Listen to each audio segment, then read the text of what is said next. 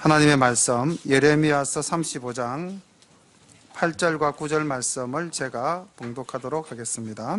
우리가 레갑의 아들 우리 선조 요나답의 우리에게 명한 모든 말을 순종하여 우리와 우리 아내와 자녀가 평생의 포도주를 마시지 아니하며 거처할 집도 짓지 아니하며 포도원이나 밭이나 종자도 두지 아니하고. 아멘. 우리가 세상을 살다 보면은 종종 이런 말을 들을 때가 있습니다. 좀 참 듣기에 거북한 말일 수도 있는데, 예수 믿는 당신들보다 예수 안 믿는 우리가 더 바르게 살지 않느냐, 도덕적인 의를, 윤리적인 의를 자랑하는 사람들을 만날 때 우리가 때로는 위축되어지는 경우도 없잖아 있습니다. 그런데 중요한 것은 도덕적, 윤리적 의도 중요하지만은 더 중요한 것은 우리가 하나님을 알고 믿느냐, 믿지 않느냐가 더 중요한 줄로 믿습니다. 그러면은 하나님을 알고 하나님을 믿는 자라면은 이제 믿지 않는 자와의 관계에서 우리가 이런 이야기를 들으면 더 부끄럽게 생각해야 될 줄로 믿습니다. 그 사람들이 하는 말을 듣고 너희들은 하나님을 모르면서 그냥 너희들은 도덕적이고 윤리적인 의만 내세우는구나, 우리가 이렇게 받아들일 수만은 없는 겁니다. 우리가 하나님을 알면서 하나님의 자녀가 되었는데 당신이 그렇게 말할 정도로 우리의 삶이 잘못되어졌다면 이것은 사람의 눈에 비춰진 내 모습뿐만이 아니라 하나님 눈앞에도 여전히 한없는 부족함으로 비춰질 수밖에 없는 것입니다. 우리가 오늘 35장에서 만나게 되는 이 레갑 족속들, 그 효시를 정확하게 성경에서는 딱 집어서 누구다라고는 말을 하지는 않지만은 많은 성서학자들은 모세의 장인 이드로 그 아들 호밥의 후예들, 성경에는 겐 족속이라는 이름으로 나옵니다. 이 겐 족속의 후예가 바로 오늘 우리 35장의 주인공 레갑의 아들 요나답이라는 이제 인물로 나타나게 됩니다.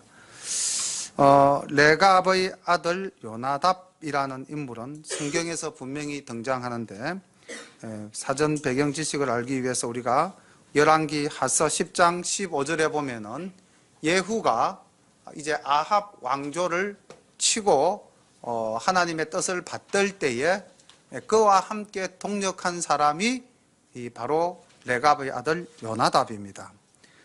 성경에서는 여호나답 이렇게 되어 있는데, 여호나답은 요나답의 또 다른 명칭이다라고 생각을 하시면 됩니다. 생각해 보십시오. 예후가 개혁을 일으켜서 새로운 왕조를 세우지 않습니까? 거기에 1등 공신으로 협력한 사람이라면은 그가 누릴 수 있는 권리가 얼마나 많았겠습니까? 그런데 이 요나답은 예후를 도와서 아합의 무리를 치고 예후가 왕위에 오르자 아마 곧 그 자리를, 성경에는 없지만은 그 자리를 뜬 것 같습니다. 왜냐하면 오늘 우리가 만나는 본문 속에서 그 요나답이라는 인물이 그 자손들에게 명한 유언이 있는데, 그 유언을 이제 자손들이 지켜가면서 자랑스럽게 그 요나답의 유언을 이야기하는 것을 봤을 때 아마 요나답도 물질에 대한 또는 현실에 대한 욕망을 그렇게 집착하지는 않았을 것이다 라고 알 수가 있는 것 같습니다. 설교 이전에 오늘 본문 속에서 중요한 자리매김을 하는 레갑의 아들 요나답, 그 원류 뿌리와 그 인물에 대해서 잠깐 소개를 해드렸습니다. 일단 말씀을 제가 오늘은 1절부터 19절까지 본문을 다 읽고 난 다음에 총체적으로 우리 같이 한번 말씀에 대해서 묵상을 해보도록 하겠습니다. 35장 1절부터 19절까지 말씀을 제가 중간에 끊지 않고 다 읽도록 하겠습니다. 우리 성도님들도 잘 읽으시면서 조금 이렇게 느낌이 오고 중요하다 싶은 부분은 밑줄을 한번 꺼 놓으시기를 바랍니다. 유다 왕 요시야의 아들 여호야김 때에 여호와께로서 말씀이 예레미야에게 임하니라. 가라사대 너는 레갑 족속에게 가서 그들에게 말하고 그들을 여호와의 집 한 방으로 데려다가 포도주를 마시우라. 이에 내가 하바시냐의 손자요 예레미야의 아들인 야샤냐와 그 형제와 그 모든 아들과 레갑 온 족속을 데리고 여호와의 집에 이르러 익다랴의 아들 하나님의 사람 하난의 아들들의 방에 들렸는데 그 방은 방백들의 방 곁이요 문을 지키는 살룸의 아들 마세야의 방 위더라. 내가 레갑 족속 사람들 앞에 포도주가 가득한 사발과 잔을 놓고 마시라 그남에 그들이 가로되 우리는 포도주를 마시지 아니하겠노라. 레갑의 아들 우리 선조 요나답이 우리에게 명하여 이르기를 너희와 너희 자손은 영영이 포도주를 마시지 말며 집도 짓지 말며 파종도 하지 말며 포도원도 재배치 말며 두지도 말고 너희 평생에 장막에 거처하라. 그리하면 너희의 우거하는 땅에서 너희 생명이 길리라 하였으므로 우리가 레갑의 아들 우리 선조 요나답의 우리에게 명한 모든 말을 순종하여 우리와 우리 아내와 자녀가 평생에 포도주를 마시지 아니하며 거처할 집도 짓지 아니하며 포도원이나 밭이나 종자도 두지 아니하고 장막에 거처하여 우리 선조 요나답의 우리에게 명한 대로 다 준행하였노라. 그러나 바벨론 왕 느부갓네살이 이 땅에 올라왔을 때에 우리가 말하기를 칼데아인의 군대와 수리아인의 군대가 두려운즉 예루살렘으로 가자 하고 우리가 예루살렘에 거하였노라. 때에 여호와의 말씀이 예레미야에게 임하여 가라사대 만군의 여호와 이스라엘의 하나님이 이같이 말하노라. 너는 가서 유다 사람들과 예루살렘 거민에게 이르기를 여호와의 말씀에 너희가 내 말을 들으며 교훈을 받지 아니하겠느냐? 레갑의 아들 요나답이 그 자손에게 포도주를 마시지 말라 한 그 명령은 실행되도다.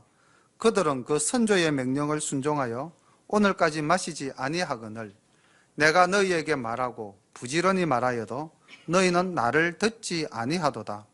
나도 내 종 모든 선지자를 너희에게 보내고 부지런히 보내며 이러기를 너희는 이제 각기 악한 길에서 돌이켜 행위를 고치고 다른 신을 쫓아 그를 섬기지 말라. 그리하면 너희가 너희와 너희 선조에게 준 이 땅에 거하리라 하여도 너희가 귀를 기울이지 아니하며 나를 듣지 아니하였느니라. 레갑의 아들 요나답의 자손은 그 선조가 그들에게 명한 그 명령을 준행하나 이 백성은 나를 듣지 아니하도다. 그러므로 나 만군의 여호와 이스라엘의 하나님이 이같이 말하노라. 보라, 내가 유다와 예루살렘 모든 거민에게 나의 그들에게 대하여 선포한 모든 재앙을 내리리니 이는 내가 그들에게 말하여도 듣지 아니하며 불러도 대답하지 아니함이니라 하셨다 하라. 예레미야가 레갑 족속에게 이르되 만군의 여호와 이스라엘의 하나님이 이같이 말씀하시기를 너희가 너희 선조 요나답의 명령을 준종하여 그 모든 훈계를 지키며 그가 너희에게 명한 것을 행하였도다. 그러므로 나 만군의 여호와 이스라엘의 하나님이 이같이 말하노라. 레갑의 아들 요나답에게서 내 앞에 설 사람이 영영이 끊어지지 아니하리라. 아멘. 내용이 어떻습니까? 굉장히 심플하죠. 복잡한 것 하나도 없습니다. 일목요연하게 우리가 받아들일 수 있는데 하나님의 택한 백성, 선민이라고 자처하는 유다, 예루살렘의 거민 백성들과 그 당시 그들이 봤을 때는 이방인이죠. 레갑의 후손, 레갑의 아들 요나답의 후손, 이 사람들. 그런데 하나님은 각자에 대해서 어떻게 말씀하십니까? 17절에 보면 하나님께서는 나 만군의 여호와 이스라엘의 하나님이 이같이 말하노라. 보라, 내가 유다와 예루살렘 모든 거민에게 나이에 그들에게 대하여 선포한 모든 재앙을 내리라. 모든 재앙을 내리겠다고 말씀하셨습니다. 누구에게? 하나님의 택한 백성, 하나님 자녀라고 일컬음을 받았고 또 그것을 자랑스럽게 이야기하던 그 유다와 예루살렘 거민들에게는 하나님께서 재앙을 내리겠다 이렇게 말씀을 하셨고 19절에 보면은 이렇게 말씀하시고 있죠. 나 만군의 여호와 이스라엘의 하나님이 이같이 말하노라. 레갑의 아들 요나답에게서 내 앞에 설 사람이 영영이 끊어지지 아니하리라. 이 내 앞에 설 사람, 최소한 하나님 앞에서 선다는 것은 레위 족속들과 같이 제사를 받드는 자가 되거나 아니면 아삽의 후예와 같이 찬양대를 받드는 사람이 되거나 아니면 좀 더 고귀한 하나님의 역할을 맡는다면 하나님의 종으로 선지자로 부름을 받는 자거나 적어도 요 정도에 대해서 내 앞에 설 사람이라고 우리는 하나님께서 말씀하시는데 이 이방인 족속 레갑 미디안 족속이죠. 다시 따지고 겐 족속이라고 한다면은 그 원류는 미디안 족속이거든요. 이스라엘 지파가 아닌 미디안 족속의 사람을 하나님 앞에 세워서 예배 드리는 자로 삼고 그 다음 하나님께서 선택하여 뽑았던 백성들은 영원한 징벌을 내리겠다. 모든 재앙을 내리겠다. 이렇게 말씀하셨습니다. 왜 그럴까요? 왜 이런 하나님의 결론이 나왔을까요? 결론이 나올 때는 반드시 그 앞에 과정이 있겠죠. 그죠? 과정이 뭐였습니까?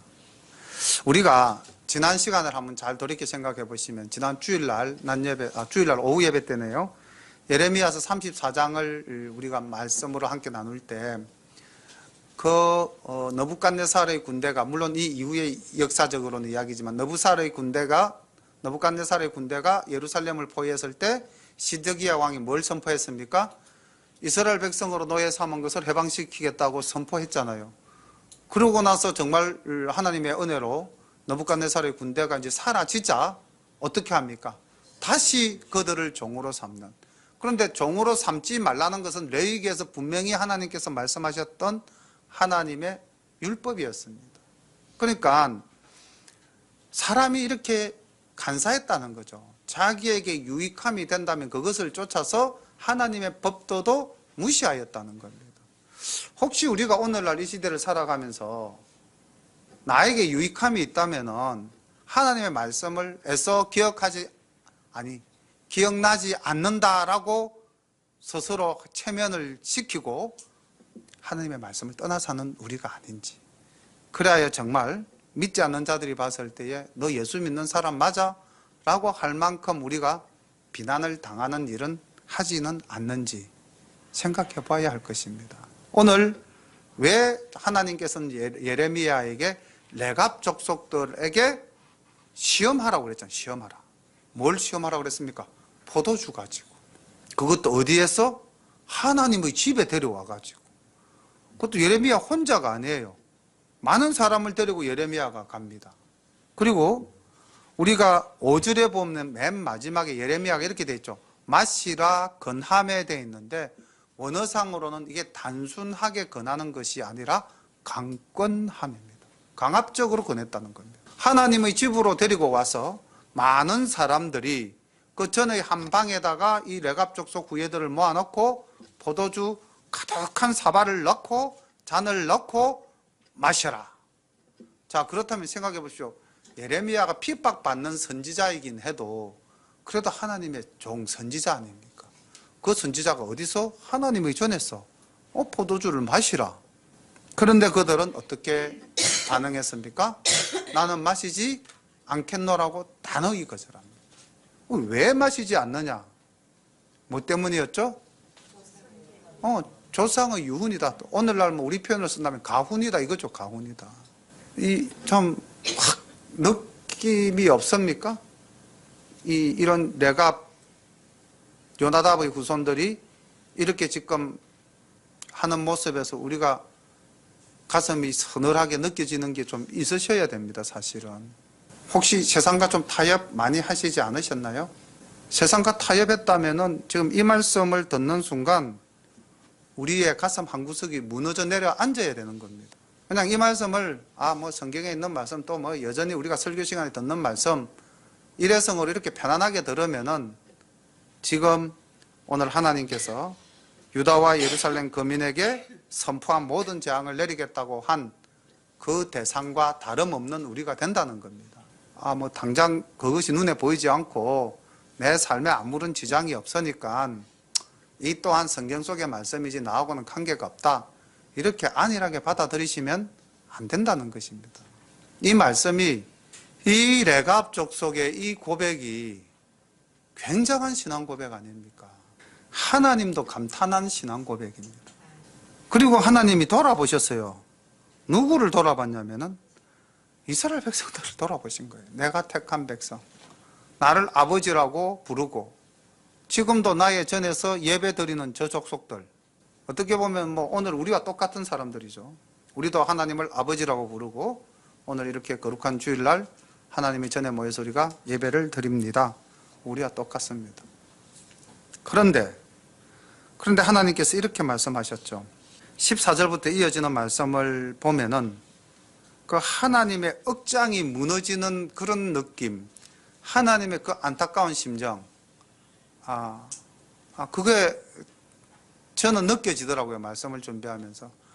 하나님이 오죽하셨으면은 지금 이 레갑 족속 후손들을 거룩한 하나님의 집에까지 불러서 이렇게 말씀하실까? 얼마나 안타까우셨으면은. 14절 중반부에 그들은 그 선조의 명령을 순종하여 오늘까지 마시지 아니하거늘 선조의 명령에 순종하였다.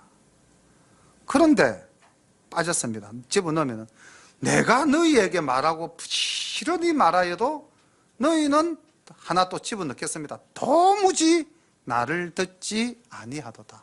내가 내 종 모든 선지자들을 너희들에게 보내고 부지런히 보내고 또 보내고 그렇게 너희에게 이르기를 너희는 악한 길에서 돌이켜 행위를 고치고 다른 선을 쫓아 그를 섬기지 말라. 제발 우상에게서 돌아오라. 내가 얼마나 안타까운 마음으로 애타는 심정으로 너희들에게 행하였느냐. 조금 온도가 이렇게 이제 올라가니까 졸음이 좀 오시는 것 같습니다. 또 에어컨을 틀면은 조금 쌀쌀하게 느껴지고 이게 이제 봄에서 여름으로 가는 계절적인 특징인 것 같습니다. 이 하나님의 안타까운 심정을 우리가 지금 느껴야 됩니다. 우리에게도 여전히 지금도 말씀하시죠. 너희들이 가지고 있는 이 말씀을 통해서 내가 부지런히 너희에게 전하고 또 전하지 않느냐. 오죽하면 또 내가 목사라는 직책을 주어서 종으로 삼아서 그들을 통하여 내가 너희들에게 부지런히 이야기하지 않느냐. 그런데 도무지 너희들의 관심이 어디에 있느냐는 겁니다. 우리들의 관심이 어디에 있을까요? 하나님의 말씀에 있을까요? 아니면은 다른 곳에 있을까요? 이 현상은 오늘날 비단 우리에게만 적용되는 이야기일까요? 요한 1서입니다. 요한 1서 우리 한번 찾아서 같이 한번 읽어보겠습니다. 잠도 깨실 겸. 요한 1서 2장 15절 말씀에서부터 17절 말씀까지를 보면은 사도 요한이 아마 60대에서 90대 사이에 AD 60년에서 90년 사이에 기록한 말씀인데, 다시 말하면 초대교회 시대에도 이러한 모습이 있었다는 것을 전제로 기록이 되어졌겠죠. 자, 요한 1서 2장 15절부터 우리 말씀을 함께 봉독해 봅니다. 시작. 이 세상이나 세상에 있는 것들을 사랑치 말라. 누구든지 세상을 사랑하면 아버지의 사랑이 그 속에 있지 아니하니, 이는 세상에 있는 모든 것이 육신의 정욕과 안목의 정욕과 이생의 자랑이니 다 아버지께로 쫓아온 것이 아니요 세상으로 쫓아온 것이라. 이 세상도 그 정욕도 지나가되 오직 하나님의 뜻을 행하는 이는 영원히 거하느니라. 아멘. 어떻습니까? 지금 이 레갑 족속과 비교되어지는 이스라엘 백성들에게 하시는 말씀이나 요한 사도가 그 당시 초대교회 사람들에게 하는 이 말씀이나 오늘날 우리가 이 시대를 살아가면서 우리가 경험하며 우리가 말씀 속에서 때로는 깨우치거나 때로는 애써 무시하고 살아가는 오늘날 우리들의 삶의 모습이나 같지 않습니까? 우리가 이 표현 많이 사용하잖아요. 육신의 정욕과 안목의 정욕과 이생의 자랑. 우리 이 말씀 뭐 기독교인이라면 가끔씩 기도할 때도 사용하고 대화할 때도 사용하고 자주 쓰는 말이죠. 그런데 과연 우리가 이것으로부터 자유로울 수 있느냐는 거죠. 자유롭지 못하다는 거죠. 자유롭지 못하기 때문에 우리는 여기 오늘 본문 속에 나타나는 이스라엘 백성과 같은 그런 삶을 우리가 살아가고 있는 것 아니겠습니까? 하나님이 얼마나 마음이 아프시면 내가 보내고 또 보내었는데 너희들은 도무지 듣지도 아니하고 귀를 기울이지도 않는다는 겁니다. 레갑의 아들 요나답의 자손은 그 선조가 그들에게 명령한 것을 순종하였는데, 저는 이 말씀 읽으면서 이런 느낌 받았습니다. 저도 뭐 우리 성도님들처럼 직장생활 했던 사람 아닙니까? 우리가 직장에서 저는 학교에 있었으니까 교장이 명령하면은, 교장이나 교감이 명령하면은 어떻습니까? 듣습니까? 안 듣습니까? 그게 아무리 내 마음에 안 들고 내가 이 일을 하기가 싫어도 어떻습니까? 듣죠. 순종하죠. 우리 진 집사님이 대답을 제일 그래도 적극적으로 해주시는데, 진 집사님이 대목이면 상관이 없는데 소목이잖아요. 예를 들자면. 그럼 대목이 저거 해 라고 이야기하면 나는 지금 하고 있는 이 일을 마저 하고 싶은데 갑자기 대목이 저 일부터 좀 해 이러면은 가야 되죠. 안 갈 수 없죠. 순종하죠. 근데 하나님이 이 일을 딱 하라고 명하시면은 어떻습니까? 지금 내가 하고 있는 일을 관두고 그 일을 하러 가는 이 순종이 쉽습니까? 어렵습니까? 이제 대답 안 하셔도 됩니다. 이거는 이제 대답을 꼭 구하는 질문은 아니었습니다. 원캉 조금 전 첫 번째에 진지하게 이렇게 답변을 빨리 해주셔서 제가 여쭤본 거고, 이 대답하기 어렵다는 것은 똑같습니다. 여기 있는 모든 사람이. 저도 매한가지입니다. 저도. 나가서 전도해. 하나님이 말씀으로 이렇게 주십니다. 근데 저는 좀 쑥스럽고 여러 가지가 힘들어서 하나님 그건 제 스타일이 아닌 것 같습니다. 이렇게 우리가 자기 변명을 하면서 하나님이 주시는 명령을 우리가 순종하지 않을 때가 사실은 너무 많지 않습니까? 다 순종들 너무너무 다 잘하세요? 제 혼자만 순종 안 하는 그런 사람인 것 같아요. 오늘 여기 이스라엘 족속들이 그렇게 살았다는 겁니다. 선지자들을 부지런히 보내고 내가 너희들에게 여러 번 이야기했는데 그것도 어려운 문제가 아니었어요. 악에서 떠나라. 그리고 우상을 섬기지 마라. 이거였어요. 악에서 떠나라. 우상을 섬기지 마라. 그런데 이스라엘 백성들은 그냥 우상을 섬기고 악한 행실을 고치지 아니했다는 겁니다.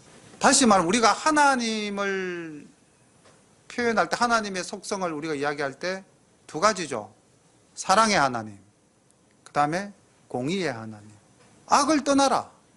공의를 베풀으라는 거죠. 내가 공의를 베풀듯이 너희들도 공의를 베풀고 살아라. 악을 떠나라는 겁니다.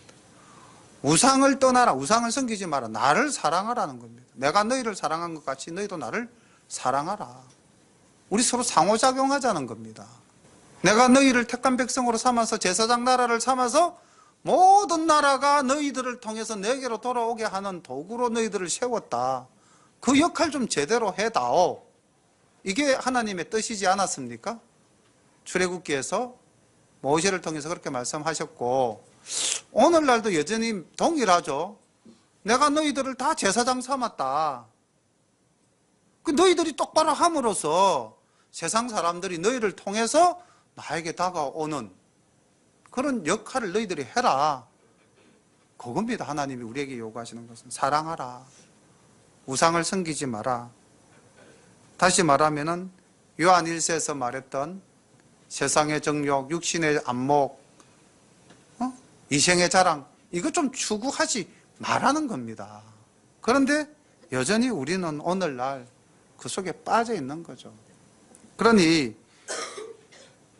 때로는 하나님께서 이렇게 이야기하시죠. 레갑과 같은, 레갑 후손들과 같은 사람을 하나 내세워서 우리를 반성하게 하는 겁니다. 근데 그때 우리는 뭐 또 넘어가죠. 여기 오늘 이 본문 말씀을 보면은 하나님께서 한번 택하셨다고 해서 그 백성이 다 구원받는 것은 아니다라는 결론을 우리가 만들어낼 수 있습니까? 없습니까? 만들어낼 수 있습니다. 하나님께서 택한 백성이라고 해서 다 구원받는 것은 아니라는 겁니다. 그럼 우리가 한번 예수 믿고 하나님의 자녀가 되었다고 해서 우리는 이제 모든 것 다 만사 오케이 다 해결되었다? 자신할 수 없는 겁니다. 만약에 그럴 수만 있다면은 뭐 우리가 좀 더 편안하게 살아도 되겠죠. 그런데 놀라운 것은 하나님께서 이 택하지 아니한 백성 레갑의 아들 요나답에게서 내 앞에 설 사람이 영영이 끊어지지 아니하리라. 이런 복을 허락하셨다는 겁니다. 누가 구원받았습니까? 레갑 후손이 구원받았고 누가 징계당합니까? 이스라엘이 징계를 당하는 겁니다. 모든 재앙을 내리겠다. 오늘 본문은 하나님의 그 안타까운 심정, 우리가 이것을 찾아내야 됩니다. 하나님의 안타까운 심정. 이스라엘을 바라보면서 레갑의 후손들을 바라보면서 하나님이 그 내가 택한 백성들이 왜 이럴까? 왜 이 레갑 후손들보다도 더 못할까? 그 안타까운 심정. 그 심정은 오늘날도 여전하시지 않겠습니까? 우리는 가끔씩 이런 생각을 할 때가 있는 것 같아요. 사울과 같은 마음이 우리를 지배할 때가 가끔씩은 있는 것 같아요. 우리가 이제 사무엘 상서를 보면 사울이 왕위에 올라가지고 왕위에 오르기 전에 참 겸손했던 사람인데 왕위에 오르고 나니까 뭔가 일이 잘 풀려지니까 내 주변이 뭐 이렇게 내가 생각하는 대로 잘 흘러가니까 그 다음부터는 뭐가 들어오냐면 내 마음속에 이게 이제 교만이 들어오는 거예요. 내가 중심이 되는 거예요. 자꾸 하나님 중심이 아니라 내 중심이 되는 겁니다. 사울이 죄송합니다. 사울 맞죠? 사울이 왕이 되기 이전에 사무엘을 만났을 때는 나는 뭐 정말 하나님 앞에 보잘것없습니다 해가지고 막 그 행구나무 뒤에 숨고 막 그랬잖아요. 자기를 얼마나 겸손하게 낮추고 또 낮췄어. 그런데 왕이 되고 나서 분명히 사무엘을 통해서 이렇게 말했습니다. 아말렉을 쳐라. 치고 하나도 남기지 마라. 모두 죽여라. 그 아말렉이 이스라엘 백성에게 행한 짓이 있거든요. 애굽에서 출애굽한 이스라엘을 쳤던 그 과거의 전력이 있기 때문에 하나님은 대대로 내가 이 원수를 갚겠다 했어. 그래서 씨를 남기지 마라. 너그 후손을 위해서라도 이건 다 멸해야 된다. 그런데 사울이 어떻게 합니까? 다 멸합니까? 아니죠. 좋은 거 다 가지고 오잖아요. 그리고는 뭐라고 이야기합니까? 나는 다 멸하려고 했는데 백성들이 좋은 것은 하나님께 드려야 된다고 이야기해서 이거 어쩔 수 없이 가지고 왔습니다. 그때 사무엘이 사울에게 한 말씀이 좀 유명한 말씀입니다. 뭡니까? 순종이 제사보다 낫고 내 말을 듣는 것이 수양의 기름보다 훨씬 더 낫습니다. 왕이여, 당신은 왜 그것을 모르십니까? 이렇게 이야기해요. 그리고 이 사건 이후로 하나님은 마음을 사울에게서부터 돌이키십니다. 사람이 교만해지면은 하나님이 떠나가십니다. 사람이 겸손할 때 하나님이 찾아오십니다. 오늘 여기 보니까 이스라엘이 교만했어요. 그리고 자기 중심적 삶을 살아가는 겁니다. 우리가 그렇게 살아가고 있지 않습니까? 자기 중심적 삶. 그런데 여기 이 레갑 족속들은 한결같이 겸손하게 살았다는 겁니다. 세상의 욕망을 두지 않았다는 겁니다. 조상이 뭐라고 명을 했냐면은 한번 보십시오. 우리 같으면 이거 지키겠습니까? 우리 조상이 6절에 보니까 이렇게 딱 이야기했습니다. 우리 선조 요나답이 우리에게 명하여 이르기를 너희와 너희 자손은 영영이 포도주를 마시지 말며, 다시 한번 쾌락에 취하지 말라는 거였습니다. 집도 짓지 말며 물질적인 욕망 품지 말라는 것입니다. 파종도 하지 말며, 씨 뿌리는 거 아닙니까? 정착생활, 농경사회죠. 농경사회는 여러분들 잘 아시다시피 잉여곡식이 남으면 그거로 말미암아 부를 축적해 나갑니다. 그래서 농경민족이 이렇게 부를 축적하는 과정이 있기 때문에 물질 문명이 유목민족보다 앞섭니다. 문화적으로 선진이 됩니다. 그거 하지 말라는 겁니다. 그리고 포도원도 재배하지 말고 또 설사 너희에게 누가 준다 하더라도 두지도 말라. 누가 거저 준다고 해도 갖지를 말라는 겁니다. 그리고 너희 평생에 장막에 거처하라. 땅도 가지지 말라는 겁니다. 왜 이렇게 살아라고 했냐면은 그러해야만 너희가 너희 우거하는 땅에서 생명이 길리라. 요나답이 예후를 도와서 이렇게 아합 왕조를 칠 때 그 뭐 화려한 왕궁 이런 거 다 안 받겠습니까? 그리고 그 예후가 얼마나 참담하게 그 아합 왕조를 멸했습니까? 보면서 느꼈겠죠. 야, 이거 잘 사는 동네에 와서 한번 보니까 이거 엉망이네. 이거 함부로 발들여놨다가는 큰일 나겠다. 그런 생각 안 했겠습니까? 우리 조금 곁길로 흘러나가겠습니다.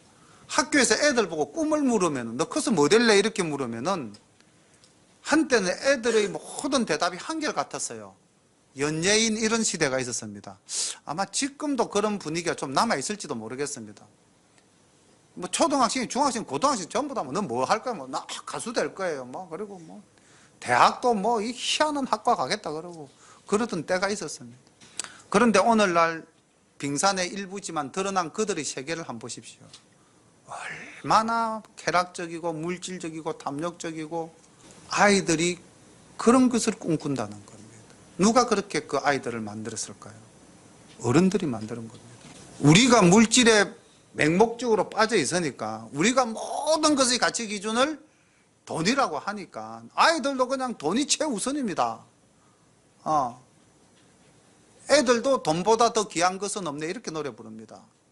주 예수가 아니고 이게 우리가 그렇게 애들을 만들어 놓아버린 거예요. 집에서 입버릇처럼 말하는 것이 뭐 가지고 말하냐면은 돈 가지고 이야기하잖아요. 돈이 있네 없네 되네 안 되네. 그러니까 애들의 사고방식이 모든 것의 기준이 돈이 되어버릴 겁니다. 근데 우리가 정말 이 레갑의 후손들은 가치 기준이 거기에 있었지 않았다는 겁니다. 물질이 있었지 않았다는 겁니다. 하나님이 선하게 본 것도 바로 이것이죠. 그리고 그들은 절제된 신앙을 했다는 것입니다. 우리가 오늘 이 레갑의 그 후손들이 삶을 살아온 것에서 우리가 느낄 수 있는 또 우리가 배울 수 있는 부분이 있다면은 그들은 정말로 절제된 삶을 살아왔다는 겁니다. 물질에 지배당하지 않았다는 것입니다. 자신의 고유한 가치관을 지키며 살았다는 겁니다. 우리도 분명한 우리의 신앙관을 가지고 살아가야 한다는 것입니다. 그리고 어떤 유혹에도 흔들리지 않았다는 겁니다. 예레미야가 성전에 불러서 술을 먹으라고 해도 포도주를 마시라고 해도 넘어가지 않았다는 거죠. 어떠한 유혹에도 넘어가지 않는 우리가 그런 자신 있습니까? 어떠한 유혹에도 넘어가지 않는. 그리고 세 번째로 보니까 그들은 하나님으로부터 인정받았다는 겁니다. 여호와 앞에 내 앞에 설 사람이 끊어지지 않겠다. 얼마나 큰 복을 받아 누린 것입니까? 이것을 복이라고 생각을 안 한다면 우리가 또 할 말 없죠. 근데 이게 얼마나 큰 복입니까? 그들이 재벌이 되었다더라. 이게 복이다. 이렇게 생각하시면 곤란하죠. 오늘 하나님께서는 이스라엘을 징계할 수밖에 없음을, 하나님의 그 노가 드러날 수밖에 없음을 내가 족속의 후예를 샘플로 들어서 이스라엘 백성들에게 보여줬습니다. 마찬가지로 오늘 우리 모두에게 이 레갑 족속을 통해서 우리에게도 샘플로 말씀하셨다고 믿으시기를 바랍니다. 그리고 우리 모두도 정말 나의 교만함, 나의 나됨을 내려놓고 하나님 말씀에 순종하는 삶을 살아가는, 조상의 유훈도 지키는데 하나님의 말씀을 못 지키는 그런 이스라엘 백성들을 닮아가지 않는, 아까 잠깐 예로 들었습니다만 직장에서 상사의 말도 내가 오케이 하고 다 받아서 드리는데 내하고 아무리 마음에 안 맞아도, 근데 과연 우리가 하나님을 정말로 살아계신 하나님, 인격적인 하나님, 천지를 창조하신 하나님, 이 땅을 심판하실 하나님이라고 내가 믿는다면은 우리도 뭔가 하나님을 대하는 자세가 좀 달라져야 되지 않겠습니까? 그런 변화가 없다면은 우리의 신앙은 죽은 신앙입니다. 예수님께서 그렇게 싫어하셨던 바로 외식하는 자가 되어버리고 마는 것입니다. 오늘 우리 35장 내용은 집에서 읽어도 단순합니다. 몇 번을 읽어도 단순합니다. 그러나 교훈은 굉장히 깊고 묵직하게 우리에게 다가옵니다. 오늘날 우리 삶 속에서 적용해도 충분히 적용할 수 있을 만큼 하나님과 X, 그 X에 대입할 요소는 무진작 많습니다. 직장 상사 얼마든지 많습니다. 과연 내가 그보다도 X보다도 더 하나님을 사랑하는가? 여기에 대해서 한번 깊이 묵상하는 우리 열린가족 되시기를 간절히 축원합니다. 기도드리겠습니다. 하나님 우리 아버지 은혜를 감사드립니다.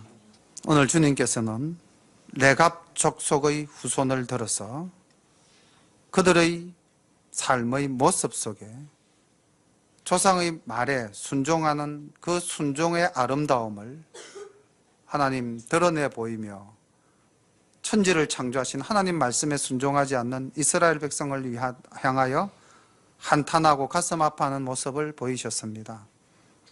오늘날 우리들이 하나님 가슴 아파하시는 이스라엘의 백성들과 동일한 모습이 아닐런지요.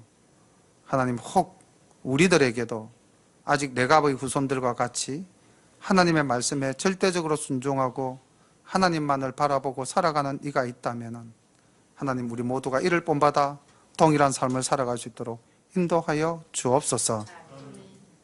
하나님 우리 열린 가족들은 오늘 이제 이 말씀을 깊이 묵상하면서 정말 내 자신이 한 번 더 깨어나는, 아니 깨어지는 삶을 살 수 있도록 인도하여 주옵소서.